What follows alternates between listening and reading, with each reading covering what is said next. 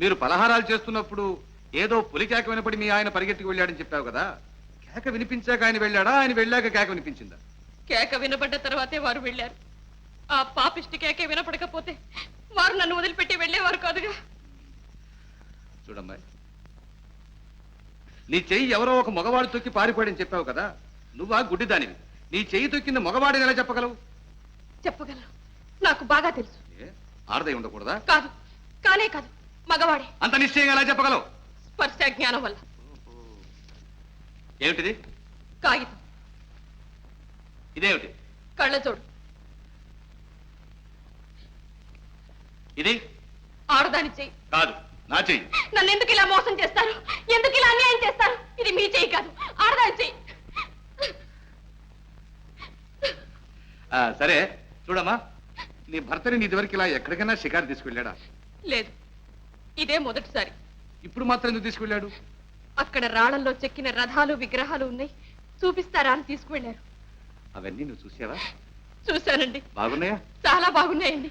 Your honour, ఇది 100 పాళ్ళు అబద్ధము సాక్షి ఉండడానికి ఇంతకంటే రుజువు ఏం కావాలి? అయ్యయ్యో, నేను అబద్ధం చెప్పడం లేదండి. నేను చెప్పిందంతా అసత్యం చేసి వారిని శిక్షించకండి. నా మాట నమ్మండి, వారిని కాపాడండి. ఏడోకమ్మా, ఇది కోర్టు. యువరానర్, హత్య జరిగిన ప్రదేశంలో అదే సమయంలో తన భర్తతో పాటు తాను ఉన్నానని గుడ్డిని వాదిస్తోంది. కళ్ళు లేని తన భార్యకు కళాదృశ్యాలు చూపించడానికి విద్యానగరం తీసుకువెళ్ళాడట. ఆమె చూసిందట, ఆనందించిందట. ఇది నమ్మదగిందేనా? గుడ్డిని శిలను శిల్పాలను చూడగలుగుతుందా? యువరానర్, ఆపదలో ఉన్న తన భర్తను రక్షించుకోవాలనే ఆదుర్దాతో ఆమె చెప్తున్న అబద్ధ సాక్ష్యం ఇది. యువరానర్, ఇప్పుడు ఇక్కడ జరుగుతున్నది కేసు విచారణ లేక ఒక అమాయకురాలైన అంధరాన్ని అవమానించడమా? పబ్లిక్ ప్రాసిక్యూటర్ ప్రతిదానికి గుడ్డిది గుడ్డిది అని గుచ్చి చెబుతున్నారు. పైగా కళ్ళు లేని భార్యను కళాదృశ్యాలు చూపడానికి తీసుకువెళ్ళాడట అని పరిహాసం చేస్తున్నారు. ఆమె కళ్ళు లేనిదా? ఎవరన్నారు? నేను చెప్తున్నాను, ఆమెకు కళ్ళున్నాయి. ఆమె భర్తే ఆమెకు కళ్ళు. తన భర్త కళ్ళతోనే ఆమె ఈ ప్రపంచాన్నంతా చూస్తోంది, ఆనందిస్తోంది. ప్రాణానికి ప్రాణంగా ప్రేమించే భర్త పక్కనున్నప్పుడు ఆడది చూడలేని అందం లేదు, చవి చూడలేని ఆనందం లేదు. ఈ రహస్యం మీకెవరికీ అర్థం కాదు. కారణం ఇది స్త్రీ హృదయం.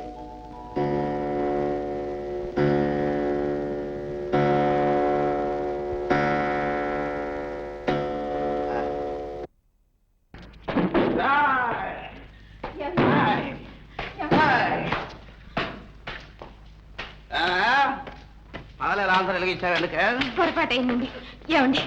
ఏమైందండి? కోర్టుకెళ్ళారు కదా, చిన్న సంగతి ఏమైందండి? ఏమవుతుంది? పబ్లిక్ ప్రాసిక్యూటర్ 4 పాయింట్లు ఎత్తి 6 పేజీలు తిప్పి 12 మాటలు ఇటు అటు విసిరి బల్ల టపో టపో టపో టపో గుద్దేసరికి జడ్జి లేడు. జడ్జి నీ చిన్న వంటింట్లో వంట చేసుకునే ఆడదాన్ని ప్లేవగా పెట్టాడు. ఆ కోర్టుకు చేసేదో తెలుసా? 4 సార్లు. ఇంతకీ చిన్నాన్ని సంగతి ఏమైంది? చిన్నాన్ని కురే చిన్నాన్న అయితే నిన్ను కన్న నాన్న అయితేనే అందరికీ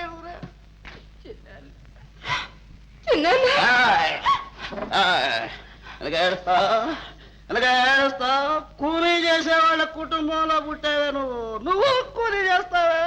అవసరం వస్తే నాకు కూడా కూలీ చేస్తావు. భోజనం నువ్వు పెట్టే తోటకూర కాడ భోజనం నాకెందుకే? దానికోసం నేను అక్కడికి రావాలంటే ఇక్కడ తీసుకురా భోజనం.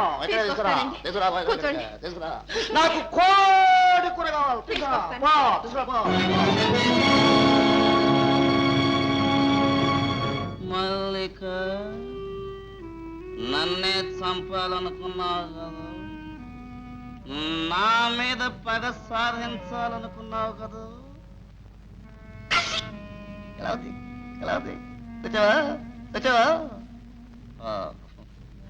ఇప్పుడు ఎక్కడుందో?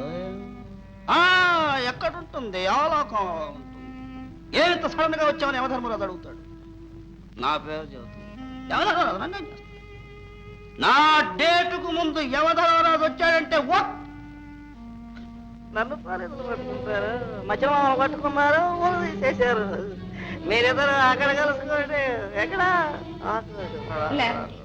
భోంచేయండి.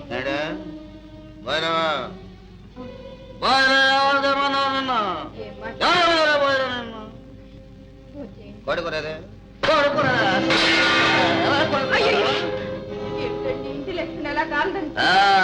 పెట్టే యోగ్యత నీకు, తినే అర్హత నాకు ఈనాటితో తీరిపోయింది. నేను హోటల్లో ఫోన్ చేస్తాను.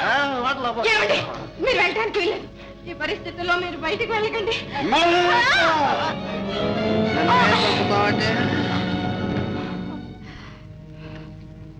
మల్లిగా నేనెంతో ప్రేమగా ఉత్తరాలు రాస్తే అవే పట్టుకొని నన్ను బెదిరించాలంతో ఎక్కడ ఉత్తరాలు దేవాలో ఉన్నాయి, ఎక్కడ ఎదురుతా జేబులో ఉన్నాయి, జేబులో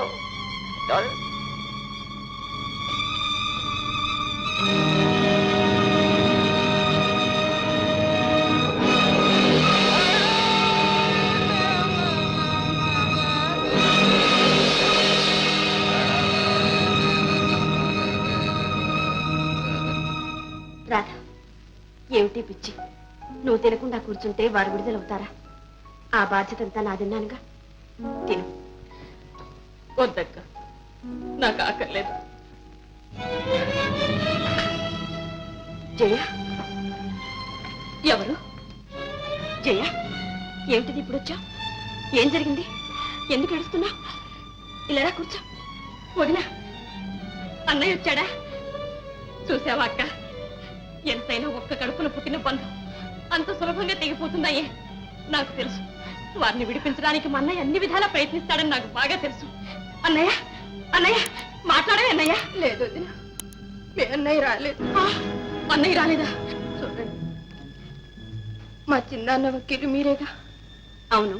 ఏ